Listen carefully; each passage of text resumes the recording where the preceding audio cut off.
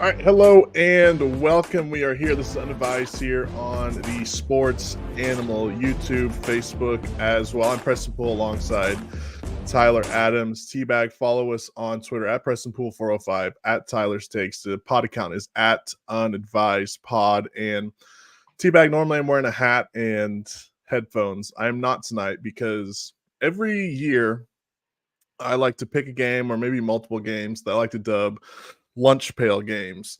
And we've got two of them this week. So I brought my hard hat for this week. I'm ready to go. We've got two lunch pail games in this state this week. We've got Oklahoma versus Tennessee and Utah taking on Oklahoma State up in Stillwater. So we've got a couple lunch pail games this week. So I had to bring my hard hat to the show this week. I love it. This is a complete surprise to me too. They came on and you're like, yeah, I got to wear the AirPods this week. And I was like, oh, yeah, cool. And then here's the reason, because you can't put this bad boy over that. Yeah. I wish I was at my folks' house right now, because I got one in the closet in there that I could go sneak on. But I was digging through my closet yesterday, and I'm like, I know this is somewhere. Where's it at? I found it, and I was like, I got to wear it tomorrow for lunch pail week here in the state of Oklahoma. Also, I am doing setting my fantasy lineups this week, because I totally forgot to do that. And Thursday Night Football is about to kick off. So, well, I mean, if you see if it looks like I'm being distracted right now, it's because I'm trying to figure out my lineups. Well, and I also need to work the waivers right now, because I have Isaiah Pacheco in a league and he's out on the IR, and I only have one running back on my bench because I had the worst draft ever. So, yep, that's where we're at. Well, I mean, let's talk about this Thursday Night Football game real quick before we get into Oklahoma and Oklahoma State's games this week. The Patriots taking on the Jets. This, to me, feels like just an absolute disgusting football game, a typical like Thursday night football game. The Patriots defense has been good so far this year. I mean, that game last Sunday against the Seahawks was incredible, going into overtime and all that. And the Jets still kind of trying to figure out what the Jets are. So what are your thoughts on this game this evening? I kind of like the Patriots tonight. Not necessarily to win, but to put up a good fight. I think that they're decent. They're not good, but they're going to give a team they're going to be one of those teams that can beat a team any given Sunday. Kind of, like any team in the NFL can do that. But I think the Patriots are really kind of that example. I think they're a fun team, or not fun isn't the right word. A frisky team, I should say. And I still this is the Jets. I'm just always going to question the Jets. Yeah. I know they have Aaron. I know their roster. Like, we can go through it. I know it's great. The Jets, and it's the Patriots. We know how this usually goes. It's 6 times since 2000 the Jets have beaten the Patriots. So I did take the Patriots +6. I also have a new betting strategy, Preston. After that thrill that was Monday Night Football, where I just decided to fade the public and put pretty much have my account on it. I thought it was the funnest thing ever. So I saw like 60-70% of the money's coming in on the Jets. So I was like, fade the public once again. So Patriots +6. There you go. I don't have a good feel for this game. It's Thursday Night Football. Those games are usually just absolutely disgusting. So we'll see. But if I had to put any money on anything, I would probably go with you. You said it's 6.5, 6 points. 6.5. Okay. So yeah, I would feel fine doing that, laying that on the Patriots tonight. They're taking on the Jets. We'll keep you updated on what's going on there in where they're playing New York. So I guess, New Jersey, Meadowlands. All right. I mean, let's get into it. Let's rip the Band-Aid off. Big matchup. Like I said, hard hat, lunch pail type of games this week in the state of Oklahoma. Oklahoma Sooners hosting the Tennessee Volunteers. Interesting here, though, T-Bag. This line has been at 7 for the last week, it feels like. In the last 3 hours, this thing has moved down to 6.5. So there's some money coming in on Oklahoma. And now Tennessee a 6.5 point favor. What are your thoughts on that? And all the money is on Tennessee too, Preston. So Vegas thinks OU is going to keep this thing close. Yeah. So I've changed my tune completely on this game. The Sooners are going to keep this thing close because Vegas is hardly ever wrong. I mean, obviously they've been wrong before, and Tennessee can still do what we've been talking about all week. But with the injury reports coming out, I know we're about to get into that.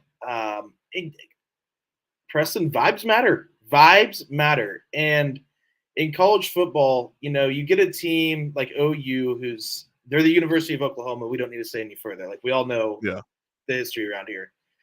You get a team that's kind of been not made fun of is the right word. That's not even the right example at all. It's been criticized quite a bit this season, and rightfully so. I mean, they've rightfully been criticized. And then you got Tennessee, who has been crowned national champs by half the people out there, and just how amazing they look. You kind of just got two different vibes coming in here, and one just seems to be a little loose and relaxed, and the other, the hat you're wearing, they're going to bring on their hard hat and they're going to bring their lunch pail to work. Yeah. And Vegas, again, that's another thing where I'm just like, man, because I think it's like 85-90% of the bets are coming in and the money are coming in on Tennessee. So I have completely changed my tune over the last 24 hours in this football game. I think Tennessee will still find a way to win in the end, but I think OU is going to keep this really close. And honestly, if you're an OU fan and losing is never really acceptable, that's not the standard at OU. But if you come in, you lose this game, and you look good while doing it, 34-29 or something like that, and the offense takes a big step, and then the defense would have questions. But you know what I mean? If it's a close game the whole time, I think a lot of OU fans, they're going to be mad, they're going to be upset, but they're not going to be it's not going to be you must listen to Jim and Al post-game Saturday. How about that? Yeah, no, I completely agree. And we have Q-Tip in the chat saying the Home Depot hat. He knows all about the lunch pail games. And then he texts me as well. The collared shirt and the hard hat is quite the combo. So shout out Q-Tip. Hopefully we can get him on one of these Sundays to talk about his Dallas Cowboys, because I got roasted by him in the Fantasy Football League chat the other day. And I just sent him a screenshot of the final score to that Saints and Cowboys game. So hopefully we can get him on here in a couple of Sundays or sometime soon on a Sunday to talk about the Cowboys. Injury report, you did mention that. Group, real quick, speaking of that fantasy group, that fantasy league just like lives my mind rent free, because it's a dynasty league for those that don't know. And I'm literally like in the process of like rebuilding a team. Yeah. It's not fun. I send Matt Ravis $60 knowing like that is just, I might as well flush it down the toilet. Like literally it's the exact same thing. Yeah. No, I thankfully I finished second in the league last year. Should have won. A little mad about that, but we'll see how we do this year. All right, getting to this injury report, some pretty big probables here for the Sooners. Nick Anderson, Andrew Anthony, Kendall Dolby are all probable, including Troy Everett as well. I don't think we've seen Everett yet this season for the Sooners, so we'll see how he shapes up for them. Questionable for the Sooners, Cade McIntyre, haven't seen him much. Bronson Hickman started the season, obviously got hurt there in game one. Jake Taylor questionable as well. And then a couple guys out. Obviously, we knew Jaden Gibson, Jalil Farouk, Garen Hatchett out. And the big one for me, which I was listening to Al and Jim on my way home, and they're saying that they've heard that Gentry Williams is probably going to miss the rest of the season. So that's massive for the Sooners, because I think he's their best defensive player. Yeah. I mean, he's definitely up there for sure, if not the best. I mean, Danny Stutzman's kind of hard to say otherwise. I mean, just because his leadership skills at the same time. But Gentry Williams, obviously a stud. But all in all, that injury report is something you definitely loved to see last night if you're a Sooner fan.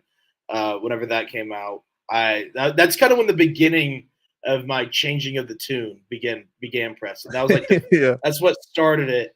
And then just kind of as the night went on into the morning, and then you kind of start seeing the line shift and the money and all this, like we just talked about.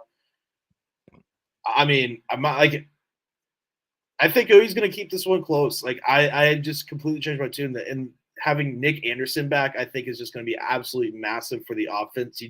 Because it feels like the passing game right now is just relying on Jake Bauer or Dion Burks kind of in the pass game, and the run game just has yet to be established. I think having Nick Anderson and also Andrew Anthony back is just going to be absolutely massive for that offense. Yeah, and someone on the YouTube chat says they released the depth chart with Hickman at starter. Yeah, so I mean, he started the season. That first game against Temple, got hurt on like the second or third drive of the game. We haven't seen him since. So I think it'll be good to get him back for the Sooners. Obviously, some other guys as well.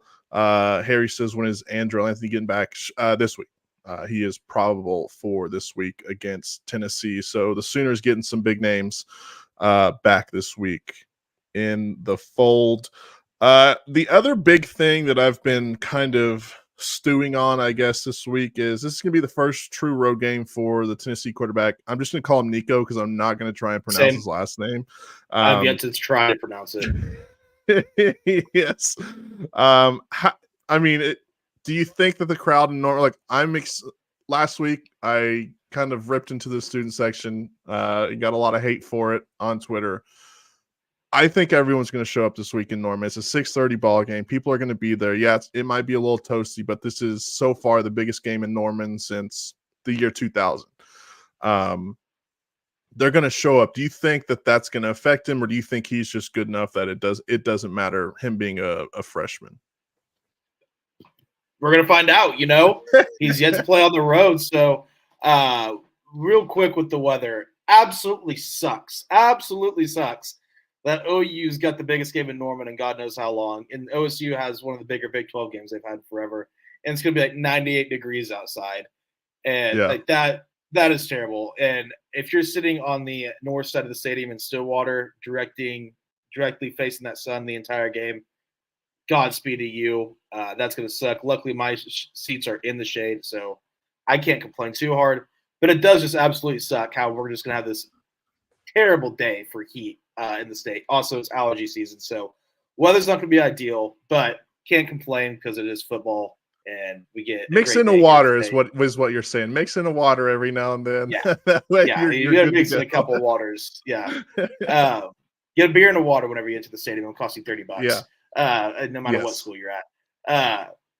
But with Nico, I think he has that video. I don't know if you've seen this, Preston, where he's talking about how he likes playing on the road more than at home. Well, buddy, he's saying he's like, I love kneeling and all that, but like, there's nothing like going and shutting a crowd up. It's like I love that attitude. But it's like you have yet to play. You haven't done it. Yeah. You haven't played an SEC road game yet, so we'll see how much your tune changes on that one. So I mean, I think it'll affect them to an extent. How much, I don't know. But I think it's definitely going to affect them in the offense to an extent.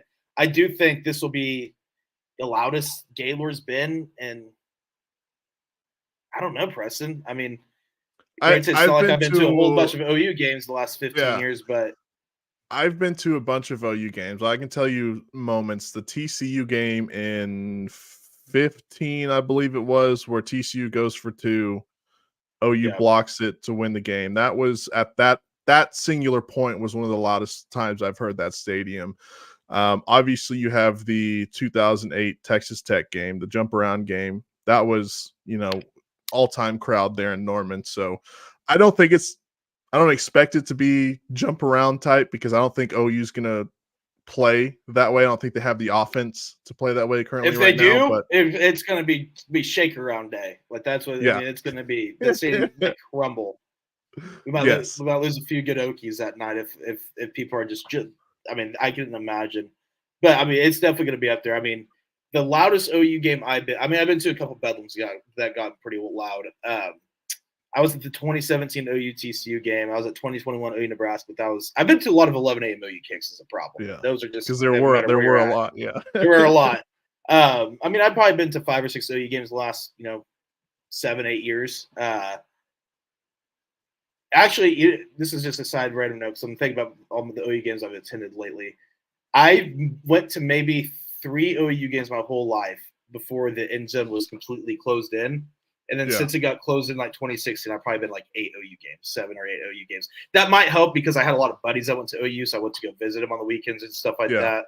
But nonetheless, all right, back to where we're getting at. That was just my brain just going off into a different place. But I mean, it's going to be loud. The pom poms, COC put that out that they're going to do the SEC tradition of pom poms. I didn't know that. I think that's pretty cool. Yeah. So Joe C put out like we'll have something for you. And it was just a picture of pom pom. So I'm assuming that's what it is. It was never really said directly, but heavily implied. And let me tell you, the pom poms will get you going. I'll never forget walking in Boone Pickens Stadium on Bedlam 2021, and as you walked in, everyone's handed a pom pom, and I was like, oh my gosh, It just something about a pom pom in college football. It changes the dynamic, and so I definitely night game day, everything. I think the crowd's gonna be ruckus, and I do think it'll affect Nico to an extent. But I'd be lying to say if I know how much because we haven't seen it yet. Yeah, for sure. And people are mentioning Notre Dame in 2012. Said Bedlam in would have been 18 when Kyler Ohio State game was started out pretty loud. So there's been some great games there. Hold on, hand up. Norman.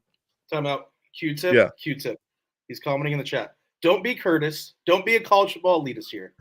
Don't fall in for the college football elitism. Okay. Oh, Big 10, Fox, Big 12. College football is college football, baby. Love it all. If you can't love it at its worst, you can't love it at its best. All right? That's what I tell Curtis all the time because he's always judging me for watching Maction. We all love Maction. Come on. No more elitist stuff. Come on. Come on now. But it's ridiculous that Big New Kickoff is going to Columbus. What a joke. What a joke. I do like it because that means I don't have to – that the games are at 11 a.m., so that's nice, I guess. But what a joke. That is a total joke. Yeah, no, I completely agree. And that was one of the things I was going to bring up.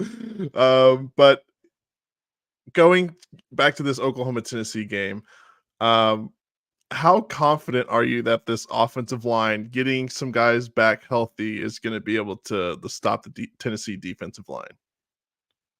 It'll help, but when OU's even at their healthiest as an offensive line, offensive line, so much of it is continuity, and you have to play as a unit. It's the most out of every football position. The offensive line is the one unit where you have to play together the most, from the left tackle to the right tackle, from the right tackle to the left tackle. I mean, it's just how it is. So I mean, it's going to help, but I don't think it's going to be like a world of difference. I think OU's just definitely Seth Luttrell and co are just going to have to like kind of just coach around the struggles that is the offensive line because I don't think they have much of a choice. I think the offensive line will be a little improved this week with the addition of Brenton Hickman, but how much, I don't know. Yeah, and that's the thing. Who knows? We'll see. I'm not defending Ohio State versus Marshall. It's a joke. I'm just saying they'll be a college football elitist and make fun of the Big 12. Big 12 rocks. Am I crazy for thinking that the winning team in this matchup could score like 24 to 27 points? Am I crazy for thinking that? I don't think that at all. I mean, I think OU's defense is really good. And this week's the ultimate test. So I don't think that's crazy at all. I think if OU does want to win, they have to keep Tennessee under 30. And also, I think if Tennessee does just come and score like 35 points or something, I think that does mean maybe OU's defense is as good as we thought. Because if OU's defense is at the level we think it is right now, they should hold them to under 30 points. So I don't think that's a wild statement. Good, because I've been thinking that. I even heard the Ultimate say that today. He was like, I think the winner of this game scores like 24 points. So I was thinking somewhere in that range.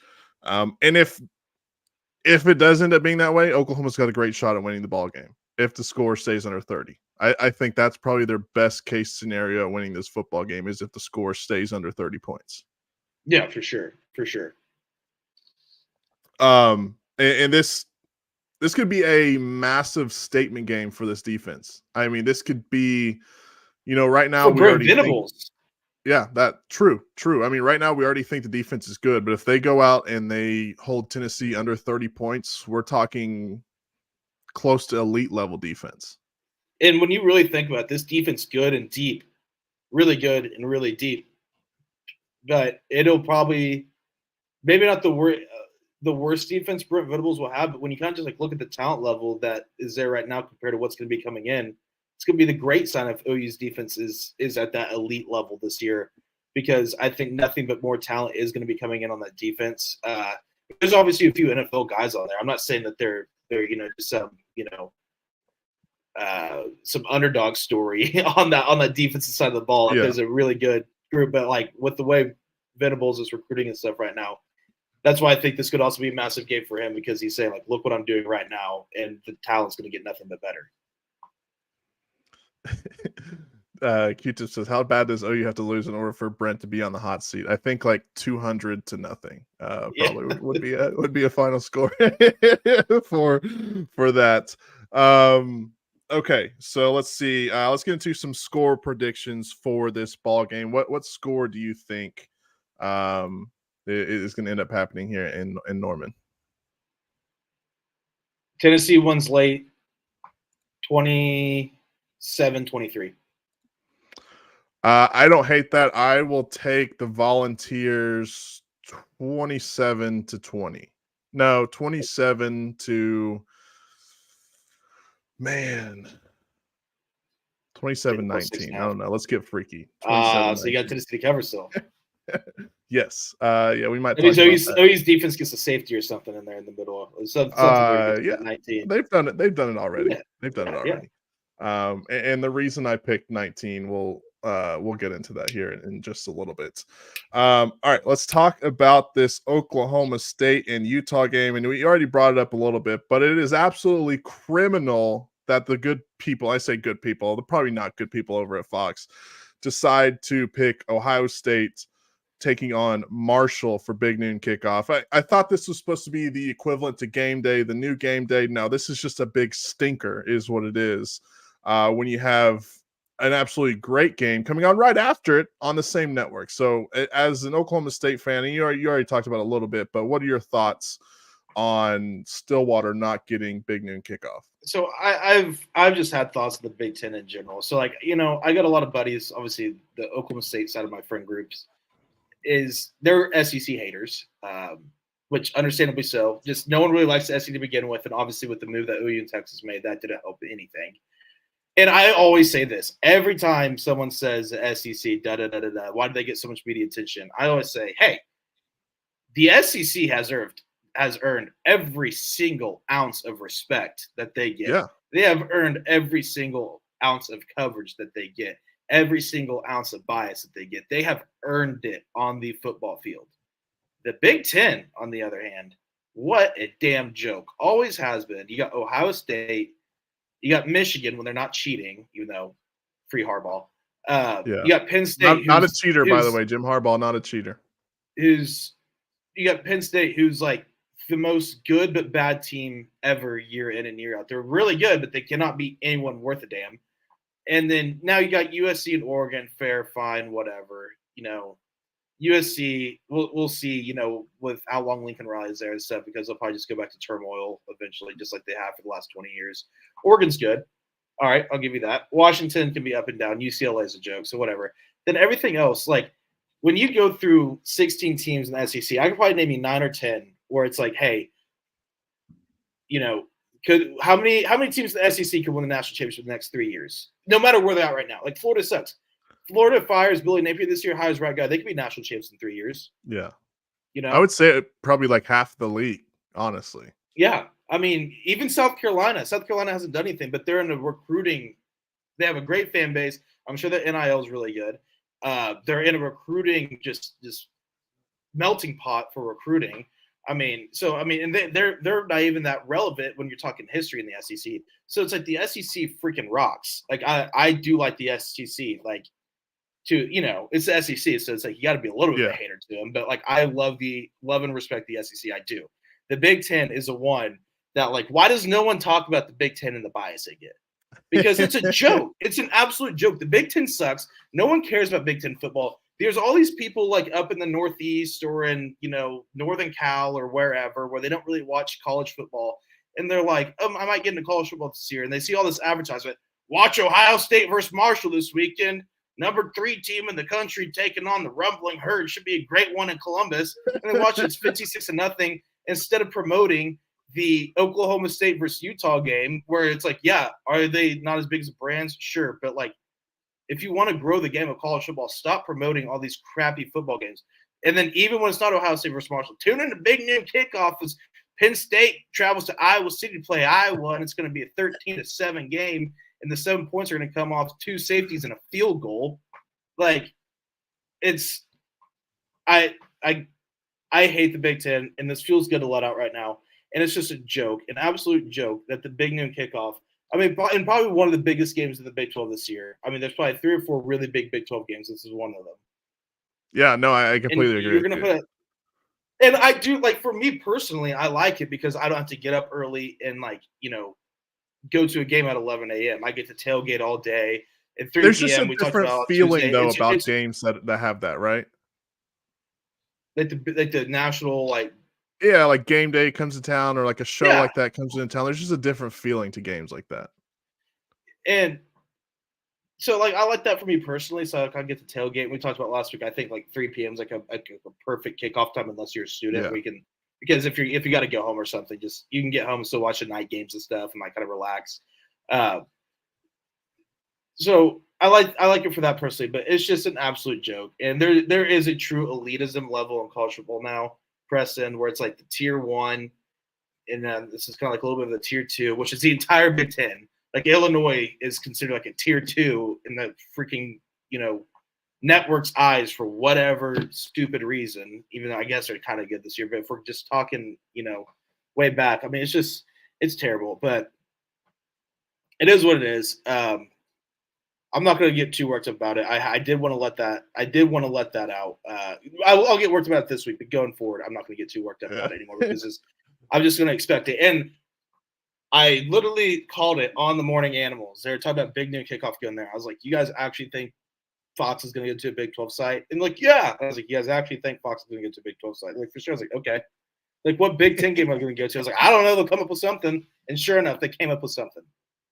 Grant's over. And to be honest, does anyone watch Big Noon Kickoff anyways? No. Because I don't think so. Yeah. I don't know how there's people nothing- watch Big 10 football. Yeah. No, look, I'm completely, unless it's like Ohio State, Michigan playing, I do not care. There's like 6 games in the. You go through every Saturday in the Big 10, like of games you could actually like, want to watch. Like, yeah. That's about it. Yeah. It's like and all these other. I mean, even the ACC for how terrible they are. Like Clemson, NC State's a little interesting. At least I know they'll score points and like not play 1939 style football. Yeah, no, I mean that's exactly what happens in the Big Ten. So this game, Oklahoma State taking on Utah, is kind of interesting because earlier in the week, Utah opened up as a 2.5-point favorite.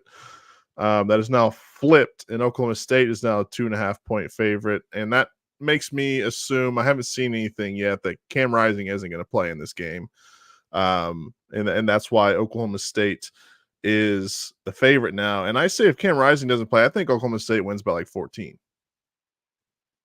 Is that crazy? Yeah. I mean, could it happen? Yeah, I think so. But I think it's a little crazy. One, Oklahoma State has done nothing but just win close games over the last few years. Yeah. I mean, Tulsa was the first time I guess South Dakota State too.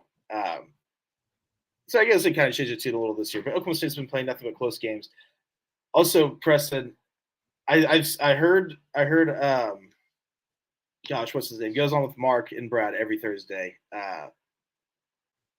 The you know him. I can't think of his name off the top of my head. Maybe someone in the chat will help me out. But he was talking about, and I've seen this on Twitter too. He was saying like Cam Rising hasn't looked great this year because he's kind of lost his confidence with all his injuries, or not all of his confidence, a little of his confidence, like in the booth or in the pocket. I'm still trying to think of this guy's name. And he's got a laceration on his finger. Now, is it the inside of the finger or the outside? Because that's a massive difference. I think it's the inside, or maybe like kind of like it has to be. Because if it's on the outside, it shouldn't bother him too much. Like a football player should go out there and play. And so I think it's almost better, like kind of Oklahoma State plays Cam Rising to a degree because Isaac Wilson's a really good quarterback. He's a true freshman, and Boone Pickens Stadium is going to be nuts on Saturday. So just like we talked about with Nico, who's a redshirt freshman, like I think the same thing could apply for Isaac Wilson. So I don't know what's going to happen. I think OSU is going to win, and I think it's going to be kind of like the same like game with Tennessee and Utah, or Tennessee and OU, like in that 27-24 type of range. I think OSU is going to score the ball, but not just score at will like they did versus South Dakota State and Tulsa, then a little even Arkansas in the second half once they kind of figured things out. So we'll have to wait and see with that, but I think OSU's defense is going to take a little bit of a jump. this week. I don't think it's like I'm not sitting here going to tell you it's going to become a good defense because it's not. I don't think it is. But Mike Gundy is really good. Like this time of year, if you just go back and look at the history of Oklahoma State, Mike Gundy, it's always week 3, week 4, where the team usually takes like that jump, like kind of right when conference play. It's like, oh, they kind of look a little different today, and I think they're going to scheme around with the defense. And so I do like Oklahoma State to win this game, but the line movement was nuts, man. 5 points overnight, like you don't see that hardly ever. Yeah, no, for real. Okay, and the reason that I say I think Oklahoma State can win by 14 if Cam Rising doesn't play is because Utah has started games slow this season, and I think that it would behoove Oklahoma State to take advantage of that, right? Get ahead of them, by 10 to 14 points, and make Utah try and what's the word I'm trying to say, claw their way back into the ball game. I think that would be a perfect game plan for Oklahoma State. Is let Utah start slow like they have been all season, get up by a touchdown or two, and just make Utah play a grimy, nasty football game and get back into the game. I think it's gonna be a dogfight. I mean, these are two coaches that preach the same thing all the time. I mean, I don't know what Kyle Whittingham's quote for it is, but Gundy, it's that discipline and toughness. Like Gundy's been preaching that forever. Play discipline and play tough, and play physical. And I know Kyle Whittingham is a lot on the same boat with that. So I think this is going to be a gritty football game. I think it's going to be a great football game. Yes, it will be, again, a hard hat lunch pail type of football game up there in Stillwater. Someone's got to light a fire under either Casey Dunn or Ollie Gordon to get that run game going this week. I mean, you absolutely have to. Got to have it. We'll see. Not holding my breath. Too confident. Dude, he's getting hit 0.9. I don't get it. Like we talked about this the first 3 weeks of the season, Preston. I just don't get how this offensive line was a great at run blocking last year, and they can't do it this year. And I know they're stacking the box. Well, if you're a preseason Joe Moore Award favorite, you should be able to block when they're stacking the box still if you're that good. Yes. So I guess they're elite at pass blocking. They've yet to get a sack. They're great at pass blocking. Alan Bowman has all day to throw. But Ollie Gordon is getting hit 0.9 yards in front of the line in front of the line of scrimmage, I guess. So, I mean, and he's still averaging 3.5 yards a play. So he's still making 2.5 yards per play after contact, which is not great. But when you're running up the middle as much as they do, it's pretty impressive. So Ollie Gordon's still really good at football. My tune has not changed on that. This offensive line just, for whatever reason, can't figure it out. And I would love nothing more than be proven wrong about them this weekend, because I tell you what, Preston, if OSU finds a way to establish a run this game, look out, because I think they'll win this game, and I think they're going to be really good if they can find a way to establish a run. Because the way Alan Bowman's been playing too, I think they have to. They have no choice. All right, score predictions. What score you got here in this ball game? I'll go higher than what I was thinking. I'll go 31-27 Pokes. I had 35-28 in favor of Oklahoma State. So we're kind of there in the same ballpark for that. And you talked about the Big Ten bias. There's a little bit more bias going on at the four-letter network for a quarterback that plays in the SEC. Now he's making his first start of his career this weekend. And that would be Arch Manning of the Texas Longhorns taking on Louisiana Monroe. And ESPN's already just given him the Heisman after he played, 2 quarters last week against UTSA. So, I mean, what are your thoughts on that? Look, I think the guy's a good quarterback and he can, run and all that stuff. But to just anoint the guy after 2 quarters of football just because of who his uncles are and his grandfather is a little bit crazy. Well, 2 things. Clicks, Manning. Because he has the last name Manning, plays at the University of Texas. That's going to be clicks all day long. My question to you, Preston, is we talked about can you hear me? Yeah. Okay, so or I exit, doing little circles right No, there. you're good. It'd be a real shame. It'd be a real shame, Preston. We talked about this Tuesday. If Arch just does come light it in, there's a little bit of quarterback controversy or something, and I don't think it's going to get to the Texas locker room because I think they've gotten past all that bad culture stuff. I mean, obviously they've been really good, and I think Sark has a good culture in there right now. So, but it would be a real shame if Arch Manning comes and light us up, and there's a little bit of quarterback controversy going on that could lead to maybe just one domino falling, which could lead to another, which could lead to another. I would hate to see that. I would just hate to see that. I think that everyone in this state would hate to see that. You know what's weird though? I think Texas fans are kind of being rational with this. I think they know in order to win a national championship this year, Quinn's probably their best shot, no matter how good Arch looks. Yeah. He's the leader of the team. He's a veteran. He's not gonna make stupid mistakes like Arch could. That's like he would. Been there for 3 years. So I think Texas fans are actually maybe have a sense of rationality. Sorry. My Apple Watch turned up my I got the game on right here. And incompletion of Garrett Wilson. But I do think Texas fans have a little bit of rationality to them with this whole Quinn Ewers thing, which is weird. I don't like it. Yeah, I don't like Texas fans being rational. They never are, so I don't know why they're starting now. So we'll see if Arch comes out and throws for like 500 yards and like 6 touchdowns. They'll switch up real quick. I know that for sure. All right, let's talk a little bit of fantasy football real quick before we get into the NFL. I just wanted to talk about these injuries because injuries are absolutely killing me this season in fantasy football. I might get last in all my leagues. Every time I look at my app, I'm like, dang, he's injured.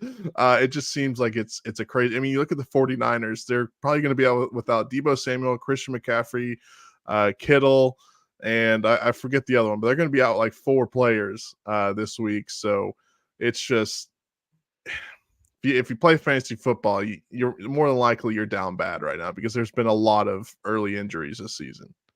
Yeah, I got Deebo, Pacheco, Kupp, Puka, Jordan Love.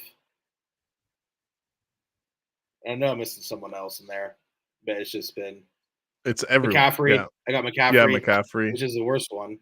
So that's 6 right there. So yeah, it's just been killer. This sucks. I hate fantasy. Every year I'm like, why do I play this? And then every July I'm like, I cannot wait for fantasy football.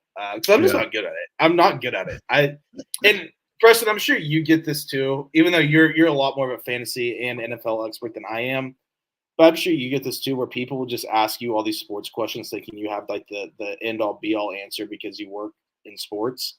And it's just like, no, like I have no clue. I'm just guessing. I'm just a guy here. Like I know as much as you do. Like don't rely on my fantasy football expertise at all, please. Like, I know. I go on every Friday morning with Matt Ravis to talk, fantasy football for a segment, and I'm just sitting there looking at my team this year. I'm like, I don't know why the hell he picked me to do this because my teams are just not good. But yeah, fantasy football is just one of those things where you get a little too wrapped up, and then your team sucks, and you just lose all faith in everything. So, hey, before we get into the NFL real quick, there's one thing we haven't discussed yet. Speaking of the Home Depot hard hat you're wearing in College Game Day, what do you think of Blake Shelton being the game day picker?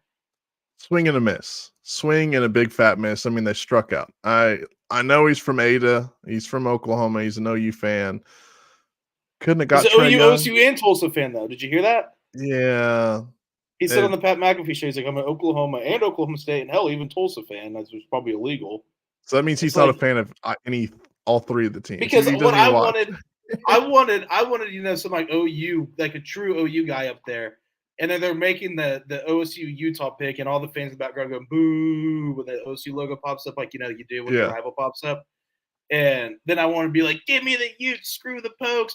Like I wanted that. Like, that's what game day is all about. But instead, Blake Shelton's going to be like, Norm going to go Pokes, beat the Utes. And everyone's going to be booing him. Yeah. Because you got to play into the crowd, and playing into the crowd is taking Utah. And he's not good. So I don't like it. I think there's so many better options for OU. Blake Shelton is just more, I think, of a celebrity name. Yeah, no, I completely. I just there were so many other names out there. Trey Young, Blake Griffin. You could have got someone, which I guess, I mean, Trae Young's been at all the football games so far this season. Maybe he's back in Atlanta because, training camp starts here soon. Mhm. Blake Griffin, what the hell's he got going on? He's retired now from the NBA. You couldn't fly Yeah. him out on one of those private jets you got from LA or The wherever he's Boz. at. Yeah, the boss. Um, Q-Tip says Reed Timmer would be better.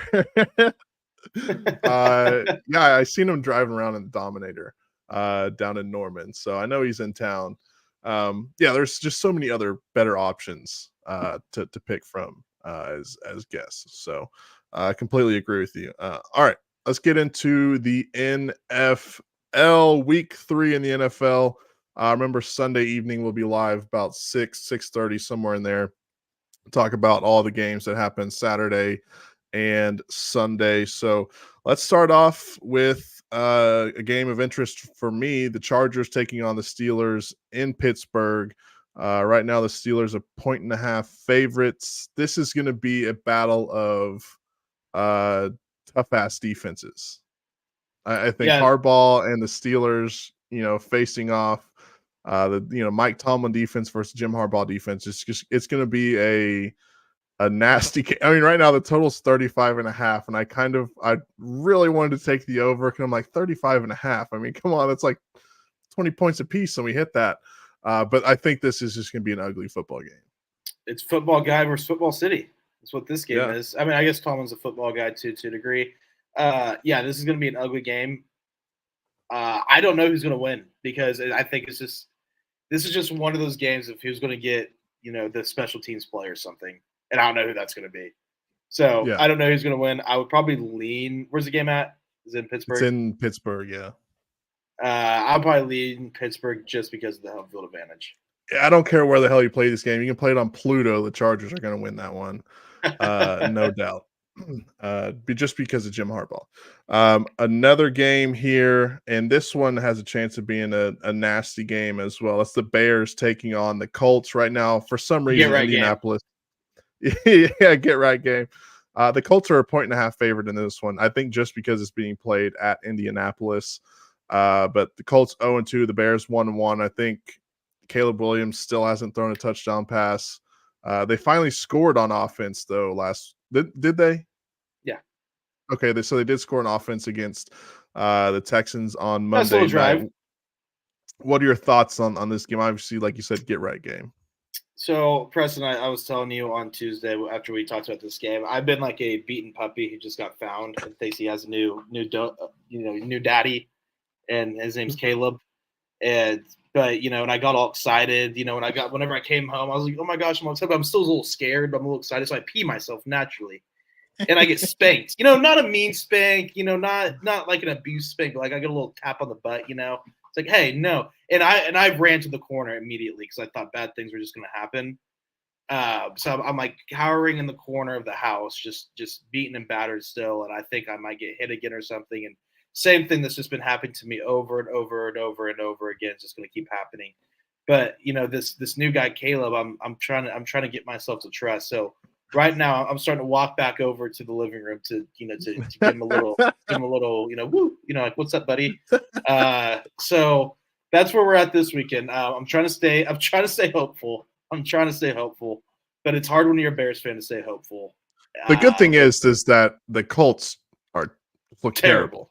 It's got to be. That's the thing. If it doesn't happen this weekend, and I'm not even saying it has to be perfect. I'm just saying if Caleb doesn't have a couple drives or something, where throw more touchdowns and interceptions is what you want. and throw for like 150, maybe 150 yards or something. This could be cool. Maybe the offensive line could block a little. That'd be nice.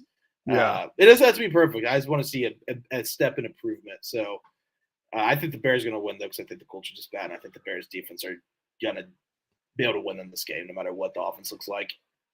Another game in the NFL, the Texans taking on the Vikings. Sam Darnold, who the hell is that? Has came out and he's played awesome so far this season. I was all over it. I know you sniffed it out. I don't know how you did because it's just the most random thing to ever happen. I'm trying to see. They have too good of a head coach and too good of a roster for a decently talented quarterback to be bad, especially whenever he's fighting for his life. I was trying to find what the line is on that game. Oh, there it is. Houston's 2-point favorite. in Minneapolis. Yeah, this Sam Darnold, I mean, good for you for sniffing that out, because I would have never thought in a million years that he would be any good. I mean, think about it. He was on the Jets and the Panthers, and they've been so good at developing young quarterbacks. Yeah. Then he goes and learns for a year or two under Kyle Shanahan, and just kind of just plays a cool little backup role, and then just goes into Minnesota, kind of with no pressure because he wasn't supposed to be like the guy or anything going forward. He's not going to be the guy going forward. I mean, unless he just is completely just amazing and leads him to a deep playoff run or something. Obviously, then that because he's not an old guy right now. So he doesn't have that playing this way. mindset. Yeah, I mean, he doesn't have the mindset where there's all this pressure on him. So I love Kevin O'Connell as a head coach. I think he's a genius. I think he's a really good head coach. I think he's good as well. 97-yard touchdown from Justin Jefferson last week too, which is pretty insane. Another game in the NFL involving a former Sooner. The Denver Broncos travel down to Tampa Bay to take on the Buccaneers, who, outside of the Saints, I mean, they look like the best team in the NFL right now. Yeah. And I think that's good trend's going to continue this weekend because I think the Broncos are hot ass. Yes. Oh, Nick's great preseason. He's a definition of great preseason. It shows the difference in preseason versus the real deal because he's looked terrible. Yeah. He looked good in the preseason, looked terrible. I think Sean Payton just washed as well now. Yeah. Sean Payton's about 2 or 3 weeks away from saying, "Are we sure he's a good coach still? Like, are we sure he's a good coach still?" So taking to me I think rips now. Which that video was just awesome, number one. And screw his son's friend for leaking that thing. Because if I was hanging out with the NFL head coach and he was doing bong rips with us, the last thing I'd do would be film it. But no, this is cool. Exactly. This is a definition of like, this guy trusts me and I want to keep that trust. I want to keep that trust with Sean Payton. But yeah, I definitely think the trend's going to continue with Baker and the Bucs this week. I think they roll. Yeah, he's been outstanding for the Buccaneers so far. Another former Sooner quarterback playing this weekend on a team that's played pretty well. The Detroit Lions taking on the Arizona Cardinals. Right now, the Lions a 3-point favorite in that one, being played in Arizona. Marvin Harrison Jr. showed up last week. Kyler Murray has been great so far this season. Marvin Harrison Jr. had like the Randy Moss stat line where he had like 4 catches for 100 and something yards and 2 touchdowns in the first quarter. So he was great last week, and I look for that to continue. But I think this is going to be like a bounce back game for the Lions after losing last week to the Buccaneers. Yeah, I do too. I think the Cardinals are good and I think they're fun, but I don't think they're with the Lions quite yet. So I'm with you with the Lions on that one. 3 points, Cardinals. So we said? Yeah. The Lions are a 3-point favorite. Oh, okay. I was like, I might have found myself a lock of the week. Yeah. If the Cardinals were 3-point favorites, I'd be like, yeah, we're definitely gonna be hammering the Lions on that one. This week on Monday night, we've got 2 ball games. The first time they're gonna do this a couple times this season. Jaguars, Bills. I'm not too interested in that one. And then the Commanders and Bengals. The 0-2 Bengals playing at home. They're a 7-point favorite. How can an 0-2 team be a 7-point favorite at home on Monday night? Well, they're the Bengals versus the Commanders. You want to talk about a get-right game. Yes. And Preston, Joe Burrow has played 5 seasons in the NFL. In his first 2 games in those 5 seasons, 10 total games. Do you know his record? I mean, he's probably only won like 1 or 2, right? 1-9. 1-9. Wow. Yeah, that's crazy. So I think you got to consider it. It's just what the Bengals do for whatever reason. They start. That is. And they played good last weekend. They just lost to the Chiefs in a really close game on the road. Yeah, and that matchup is always such a great matchup. Q-Tip says Burrow on fraud alerts. Not yet. By the way, I've still got Derek Carr off of bum watch. They're playing who are they playing this week? They're playing the Eagles. So we'll see if he ends up back on the bum watch after this. Right now, Derek Carr is off bum watch on my rankings right now. So all right, let's get to some picks. Teabag. again, do not fade us if you're going to do anything. Don't take gambling advice from us because we are absolutely terrible. I'm going to pop up the records here. We were able to secure one victory last week, and that was Ole Miss beating the hell out of Wake Forest. Other than that, we are just absolutely I didn't even realize terrible. it was 3. Yeah, 2 weeks in a row I've went over. So like I've changed up the thought process this week. We're looking for a better outcome this week. We got to get something going. But yeah, so far I'm 1-8, T-Bag's 2-7. So like we've got to switch it around and do something better this week. T-Bag, who is your first pick of the week? Yeah, so last weekend was the worst gambling weekend of my life, and we capped it off by Falcons plus 5.5 with pretty much everything I own on the line. So I feel like a whole new man coming into this press. We're about to turn that 2-7 into a 5-7, I guess. I couldn't do that there in my head. So to start off with, I think Michigan is total ass, to say the least. I think USC is a pretty good team. I think their defense has improved, and Michigan's offense is terrible, switching up the quarterback again. So we'll see. They got Orgy coming in. And I think USC is going to go in there and they're going to cover the 5.5. I think USC is going to win this game like 24-10 or something. I don't think it's going to be a close ball game at all. BYU plus 6.5 with K-State at home this weekend. I think late night in Provo, they're going to be wide awake, so not going to be drinking. So they're not going to be a good soda pop. It's going to be a different kind of rowdy. It's going to be a different kind of rowdy in there. It's going to be an unreal environment. BYU, I'm not saying they're going to be in the Big 12 run, but maybe look out. Because they've been sneaky, quietly good this year. So I kind of like I really do like the Cougars in that game. And then the grossest game of the week, the absolute grossest game of the week, I'm taking this one purely based off vibes. One team's trying to get their coach fired. One team's trying to ride for their guy. Mississippi State plus 6 over Florida at home. The Dan Mullen Bowl. Gross. Hey, but the good thing is Mississippi State just got their biggest donation ever, $8 million donated to the program. So they're riding high right now. It's the vibes thing. They just got embarrassed by Toledo.